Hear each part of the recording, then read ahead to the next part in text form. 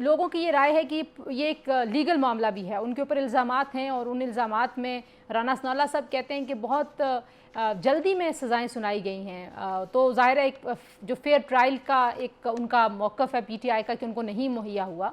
तो आपको लगता है कि लीगली इस मैटर को हैंडल होना है या अल्टीमेटली पॉलिटिकली इस मैटर को हैंडल होना है? देखिए जी, लीगली इस तरह है कि लीगली वो एपेलेट फोरम पे उनकी मामला चलते हैं। ऑब्वियसली आर्टिकल 10A है जो बड़ा कैटेगोरिकली है कि फेयर ट्रायल की अपॉर्चुनिटी मिलनी चाहिए हर सिटीज़न को, चाहे वो पीटीआई का बानी हो या कोई और हो।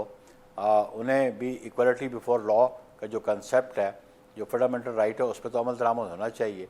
और उनकी ऑब्जर्वेशन ऑब्वियसली वो कहते हैं ना कि जल्दबाजी में तो फिर इंसाफ के तकाजे पूरे नहीं होते, और जल्दबाजी में कहते हैं ना कि मामलात तो फिर दुरुस्त में नहीं चल सकते। सही। Justice rushed, justice crushed. तो आपको भी लगता है ये बुखारी साहब, ज़ाहिर है आप सीनियर कानूनदान हैं, आपको भी लगता है कि ये जल्दबाजी में फैसले थे, फिर एक के बाद दूसरी, दूसरी के बाद तीसरी? क्योंकि राना सनाउल्लाह साहब तो कंसिस्टेंटली ये कह रहे हैं कि उन सज़ाओं से नुकसान पहुंचा है पाकिस्तान मुस्लिम लीग नवाज़ को भी और शायद पीपल्स पार्टी को भी नुकसान पहुंचा होगा इलेक्शन में।